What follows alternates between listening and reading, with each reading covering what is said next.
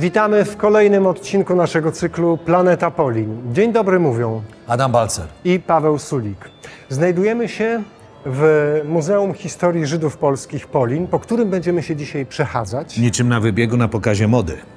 Ja będę pytał, jak ubierali się przez te 1000 lat Żydzi w Polsce i dlaczego tak się ubierali. Jakie były wpływy innych kultur na ich strój? Chodź, ruszamy, pokażę ci.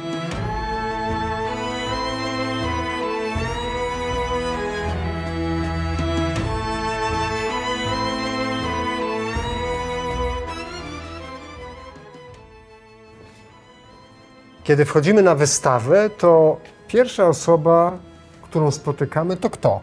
Wita nas Ibrahim ibn Jakub, który był Żydem z Al-Andalus, z Hiszpanii. Służył na dworze kalifa Kordoby, był dyplomatą, a możliwe, że szpiegiem. Jak spojrzysz na jego strój, to widzisz strój modelowy, który będzie charakterystyczny dla Żydów mieszkających w Europie. Paradoksalnie, chociaż pochodzący właśnie z basenu Morza Śródziemnego, Bliskiego Wschodu, co widzimy? Luźny strój, długi, tak? Stąd będzie na przykład kaftan, słowo jest w ogóle pochodzenia perskiego i wiele słów, nazw strojów w Europie jest pochodzenia perskiego, arabskiego, tureckiego, tatarskiego, to pokażemy. I obowiązkowo nakrycie głowy. To oczywiście związane z zasadami religijnymi. Tutaj na przykład Ibrahim ibn Jakub nosi turban. A dlaczego tutaj właśnie jest Ibrahim ibn Jakub? Dlatego, że jest bardzo ważny dla historii Żydów polskich, ale także Polski. Odwiedził Europę Środkową, możliwe, że trafił do Polski jako dyplomata i pozostawił po sobie najstarsze zapisy ziem polskich. I dlaczego pojechał? Bardzo dużo niewolników z Europy Środkowej i Wschodniej, Słowian, trafiało do Hiszpanii. Stąd masz w języku angielskim na przykład, a też w innych językach tą nazwę, że słowo niewolnik, slave, pochodzi od słowa Słowianin. I tutaj w Europie Środkowej też warto było tu być. To było miejsce wówczas Polin, gdzie spotykały się szlaki handlowe z różnych części świata i między innymi, pamiętasz, opowiadaliśmy w różnych naszych odcinkach o tym, o właśnie jednym z odgałęzień jedwabnego szlaku. I tutaj widzimy, że będzie też oddziaływać moda z Wielkiego Stepu. To jest drugi kierunek, skąd przychodzi moda. A tak przy okazji, wytłumacz mi, co widzimy tutaj. Cóż to za nakrycie głowy? To jest Judenhut po niemiecku, czyli żydowski kapelusz. Opowiem ci o nim więcej w kolejnej sali. Chodź, idziemy.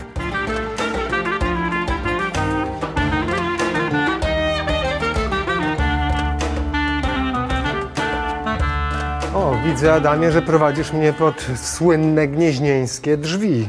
Tak, jak wiesz, jest to unikatowy zabytek w Polsce, a nawet w skali Europy sztuki romańskiej. Oczywiście to replika, one są znacznie większe, ale co chciałem ci pokazać? Dlaczego cię tutaj przyprowadziłem? Zobacz, tutaj właśnie masz dwóch kupców żydowskich, którzy są w kapeluszach żydowskich. To są niewolnicy, którzy trafią możliwe, że do Hiszpanii, a z Hiszpanii przyszedł sam kapelusz. Najprawdopodobniej Judenhut, który pochodził z Persji. W takiej najprostszej wersji przypominał kalansuwa. Tak się nazywało to perskie starożytne nakrycie głowy, bo bardzo dużo strojów, które my kojarzymy z Bliskim Wschodem, one są naprawdę stare i właśnie w Hiszpanii muzułmanie, generalnie Żydom przeważnie w średniowieczu i też później żyło się lepiej pod panowaniem muzułmanów niż chrześcijan. Natomiast wprowadzali oni takie zasady, że chcieli, żeby się czymś, jakimś elementem stroju Żydzi odróżniali, więc na przykład kapeluszem. Chrześcijanie to przejęli, tylko egzekwowali to znacznie bardziej restrykcyjnie tą zasadę. Czy to oznacza, że gdyby nie istniała ta zasada, to Żydzi ubieraliby się tak jak większa część społeczności, w której żyli? Dokładnie. Chodź, pokażę ci to w kolejnej sali.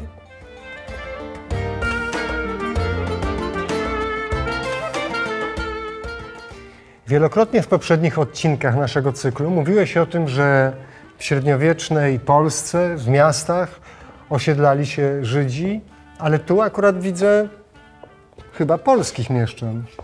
Polskich, niemieckich, żydowskich nie do końca wiadomo. Może są dwaj Żydzi, może Żyd z nieżydem. Mówisz o ich ubiorach, że Tak, one mówię nie o ich rozstrzygają. ubiorach. Po ubiorze nie jesteś w stanie rozpoznać. No z tego powodu, że nie zawsze restrykcyjnie przestrzegano tych zasad. Widzimy wpływy mody niemieckiej, bo mieszczaństwo było bardzo często pochodzenia niemieckiego, ale która jest pod wpływem mody włoskiej, jak zwykle, a to jest basen Morza Śródziemnego, więc poprzez Wenecję, Genuę oddziaływuje też moda z Bliskiego Wschodu. Jak zaraz Ci pokażę, no to zrobię nawet Ci taką zagadkę. Zobaczymy, czy rozpoznasz, kto skąd pochodzi. Tutaj, zobacz, tutaj mamy kupców, dwóch. Jeden jest z Kafy, kolonia genueńska na Krymie i przez Wielki Step, przez Ukrainę handel z Krakowem. Drugi, jego partner handlowy z Krakowa to Żyd Paweł, który dokonał konwersji na katolicyzm. Jak spojrzymy na stroje, widzisz, wschodnie, luźne, długie szaty, obowiązkowe nakrycia głowy, no to nie rozpoznasz, chyba że jesteś taki dobry, który jest skąd. A tak przy okazji, skoro widzieliśmy mieszczan, widzimy kupców, czy wśród Żydów była wyróżniająca się strojem, modą magnateria? Nieliczna, ale była. Chodź, pokażę Ci w kolejnej sali.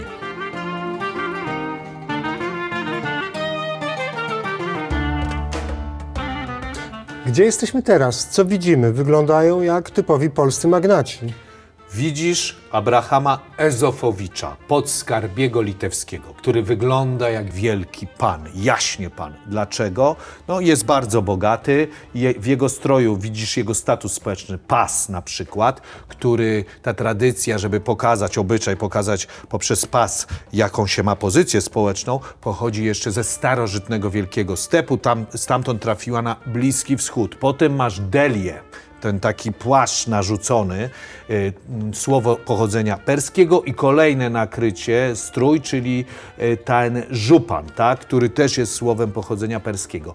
On przeszedł na prawosławie, odegrał ważną naprawdę rolę w historii Ukrainy. Natomiast jego brat Michał nie przeszedł na prawosławie, był Żydem przez całe życie, był bardzo bogaty i został uszlachcony. I jakbyśmy go spotkali, to wyglądałby tak samo, bo taka była wtedy moda. Oprócz tego, jak widzisz, nakrycia głowy są bardzo ważne i, jak zaraz Ci pokażę, przypominające turbany czasami. To są czasy już XVII wiek, zabieram Cię do kolejnej sali, w czasy sarmatyzmu, kiedy ta moda ze wschodu rozkwitnie.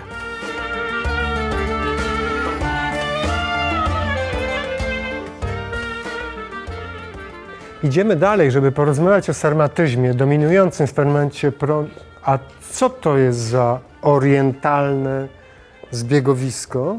Proszę pana, to jest szlachta polska, która wybiera króla Polski na Sejmie elekcyjnym. Nie dziwię się, że się pomyliłeś, bo to jest pigułka sarmatyzmu.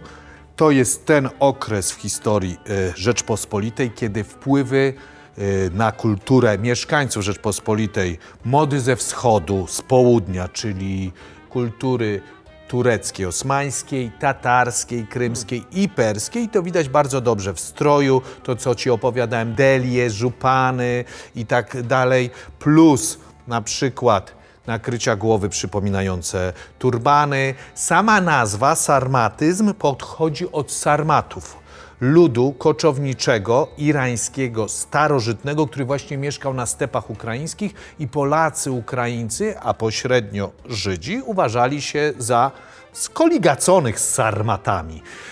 Pokażę Ci, jak silny był ten wpływ mody wschodniej jeszcze na wspaniałym dziele barokowym, obrazie Taniec Śmierci. To jest kopia obrazu z kościoła w Krakowie. Chodź, idziemy. Tutaj zobacz, jest, Pawle, kopia obrazu Taniec Śmierci. Wspaniałe dzieło barokowe z kościoła w Krakowie, który chciałem Ci pokazać. No i wiem, że to brzmi dziwnie bardzo w kontekście śmierci, ale mamy rewię mody.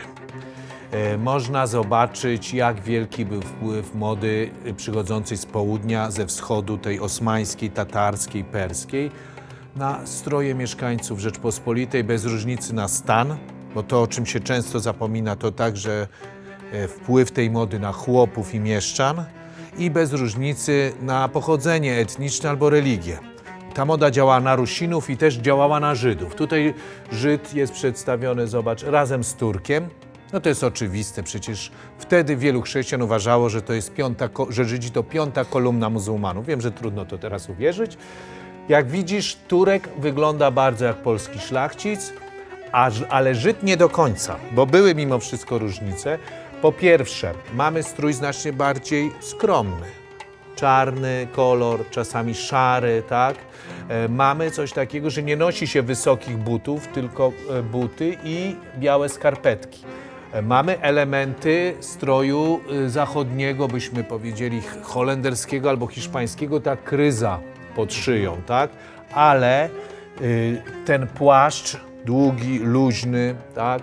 To jest płaszcz, który się nazywał giermak i który był rodzajem kaftana, czyli pochodził, samo słowo giermak jest pochodzenia tureckiego, potem Żydzi chodzili w płaszczach, które się nazywały hałatami i to jest słowo za to wywodzące się z języka arabskiego, więc pochodzenie tego stroju jest właśnie z południa, ze wschodu, tak jak wielu strojów, które tu widzisz, kontusz, kuczma, czamarka i tak dalej. Czy wszyscy Żydzi ubierali się w taki ciemny, stonowany, nie rzucający się w oczy sposób? Na szczęście nie. Na szczęście na południowo-wschodnich tak zwanych Kresach Rzeczpospolitej, tam przy granicy z Turcją Osmańską, z Hanatem Krymskim, gdzie Żydów było najwięcej w Rzeczpospolitej, dzisiejsza Ukraina, to tam, jak ci zaraz pokażę, no nie było skromnie, szaro i czarno, tylko było po pańsku. Chodź, idziemy do kolejnej sali.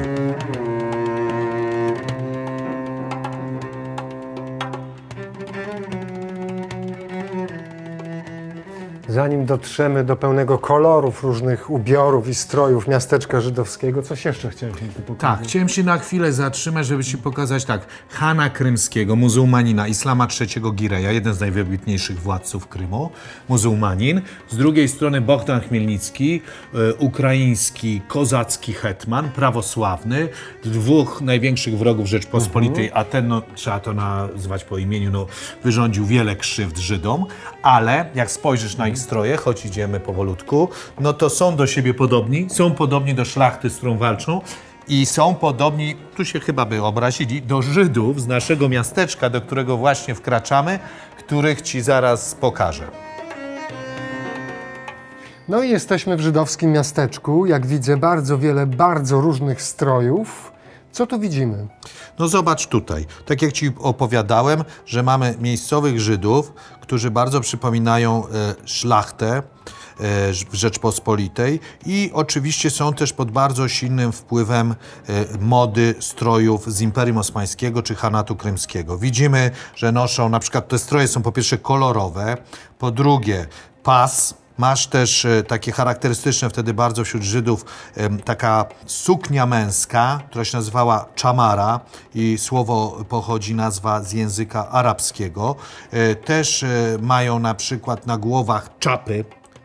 Ta czapa się nazywała kołpak i była to futrzana czapa i nie ma białych skarpetek, nie ma krótkich butów, tylko są normalnie porządne, byśmy powiedzieli, kozaki i to samo dotyczy kobiet. I ta kobieta oczywiście ma nakrycie głowy, ale no generalnie no nie jest jakaś skromna, zahukana, w barwach szaro-czarnych, piękna czerwona suknia, do tego mamy dużo biżuterii, mamy oczywiście wzory roślinne. Jakbyśmy ją porównali wówczas do kobiet z Rumunii, to były lenna osmańskie, te ziemie rumuńskie, czy właśnie z południowo-wschodniej Polski, szlachcianki polskiej czy ruskiej, to one były bardzo do siebie podobne i było widać właśnie te wpływy idące z południa, od Osmanów. Obok niej stoi Stanisław August Poniatowski, czyli mamy już oświecenie.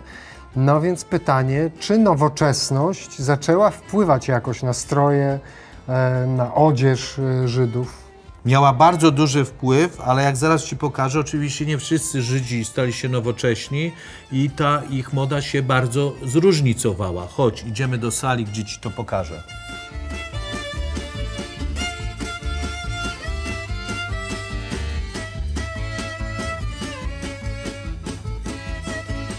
Zabieram cię teraz, Pawle, na żydowski ślub z XIX wieku, żebyśmy zobaczyli to spotkanie tradycji z nowoczesnością. Na początku witają nas muzycy, oczywiście w strojach tradycyjnych. czarne płaszcze, hałaty, mają oczywiście pejsy, na głowach czapki, ale tutaj jak już zobacz, widzimy orszak weselny, no i mamy już rewie mody, olbrzymie zróżnicowanie. Mamy, jak widzisz, kobiety w kolorowych strojach, które nie są za bardzo zakryte. Mamy pana, który wygląda jak stateczny gentleman, jakaś bourgeois, mieszczanin, ale z drugiej strony mamy Żydów pewnie ze Sztetla, z małego miasteczka, ubranych bardziej tradycyjnie i tak samo starsze kobiety, czy tutaj też młodsza, która też no, widać, że są bardziej zakryte, które nie mają takich kolorowych strojów i tą różnorodność stroju żydowskiego też bardzo dobrze pokazują filmy dokumentalne, archiwalne, które są w Muzeum Polin z okresu II Rzeczpospolitej, które były kręcone w dzielnicach żydowskich dużych miast albo właśnie w małych miasteczkach w Sztetlach. I tam widzimy też to spotkanie tradycji z nowoczesnością.